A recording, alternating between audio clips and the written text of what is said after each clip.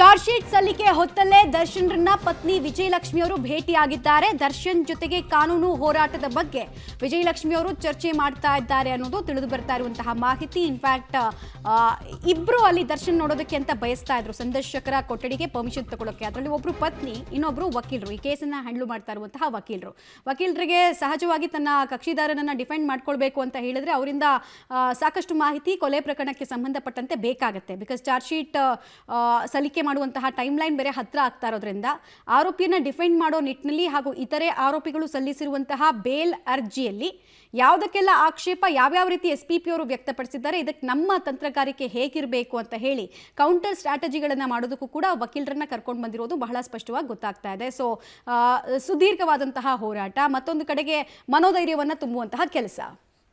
Details ಕೊಡ್ತಾರೆ ಅಮರೇಶ್. ಕಾನೂನು ಹೋರಾಟ ಅಂತೂ ಸುದೀರ್ಘವಾಗಿರುತ್ತೆ, ಇನ್ನೊಂದು ಕಡೆಗೆ ಅವರಿಗೆ ಧೈರ್ಯ ತುಂಬುವಂತಹ ಕೆಲಸ. ಎರಡೂ ಕೂಡ ಯಾವ ರೀತಿ ಆಗ್ತಾ ಇದೆ ವಿಜಯಲಕ್ಷ್ಮಿ ಹಾಗೂ ಅವರ ವಕೀಲರ ಕಡೆಯಿಂದ? ಮಮತಾ, ಅಂದ್ರೆ ಈಗ ಸಹಜವಾಗಿನೇ ಯಾವಾಗ ದರ್ಶನ್ ಅವರು ಪರಪನ ಅಗ್ರಹಾರ ಜೈಲನ್ನ ಸೇರಿದ್ರು ಅವಾಗಿಂದು ಸಹಿತ ಜೊತೆಗಿದ್ಕೊಂಡು ಪತ್ನಿ ವಿಜಯಲಕ್ಷ್ಮಿ ಅವರು ದರ್ಶನ್ ಅವರಿಗೆ ಕಾಲಕ್ಕೆ ಜೈಲಿಗೆ ಭೇಟಿ ನೀಡಿ ಅವರಿಗೆ ಧೈರ್ಯ ತುಂಬತಾನೆ ಬರ್ತಾ ಇದ್ದಾರೆ.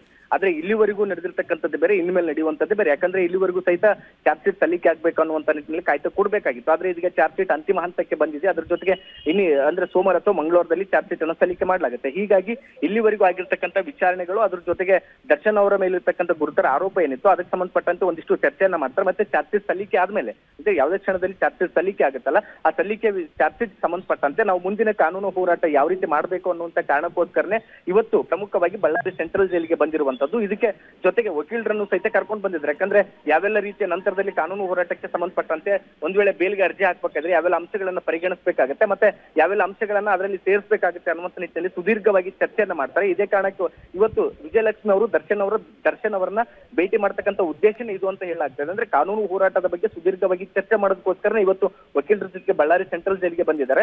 ಹೀಗಾಗಿನ ಆ ಎಲ್ಲ ವಿಚಾರಗಳನ್ನ ಚರ್ಚೆ ಮಾಡ್ತಾರೆ. ಮತ್ತೊಂದು ಕಡೆಗೆ ಒಟ್ಟು 3 ಬ್ಯಾಗ್ಗಳನ್ನ ತೆಗೆದುಕೊಂಡು ವಿಜಯಲಕ್ಷ್ಮಿ ಅವರು ಬಳ್ಳಾರಿ ಸೆಂಟ್ರಲ್ ಜೈಲಿಗೆ ಬಂದಿದ್ದಾರೆ. ಒಂದರಲ್ಲಿ ಬಟ್ಟೆಗಳನ್ನ ತೆಗೆದುಕೊಂಡು ಬಂದ್ರೆ, ಮತ್ತೊಂದು ಬ್ಯಾಗ್ ನಲ್ಲಿ ಅವರಿಗೆ ಅವ್ರು ಇಷ್ಟಪಡ್ತಕ್ಕಂಥ ಒಂದಿಷ್ಟು ಹಣ್ಣು ಹಂಪಲುಗಳು ಮತ್ತೆ ಡ್ರೈ ಫ್ರೂಟ್ಸ್ ಗಳನ್ನ ತೆಗೆದುಕೊಂಡು ಬಂದಿದ್ದಾರೆ ಅಂತ ಹೇಳಲಾಗ್ತದೆ. ಇದೆಲ್ಲವನ್ನೂ ಕೂಡ ತಪಾಸಣೆ ಮಾಡಿದ ನಂತರದಲ್ಲಿ ಈಗ ಜೈಲು ಸಿಬ್ಬಂದಿಗಳು ಕೂಡ ಅವ್ರನ್ನ ಒಳಗಡೆ ಕಳಿಸಿಕೊಟ್ಟಿದ್ದಾರೆ. ಒಟ್ಟಾರೆಯಾಗಿ ವಿಜಯಲಕ್ಷ್ಮಿ ಅವರು ಬಂದಿರತಕ್ಕಂಥದ್ದು ಕಾನೂನು ಹೋರಾಟದ ಬಗ್ಗೆ ಸುದೀರ್ಘವಾಗಿ ಚರ್ಚೆ ಮಾಡ್ಲಿಕ್ಕೆ ಅನ್ನುವಂಥದ್ದು ಸ್ಪಷ್ಟ. ಮಮತಾ.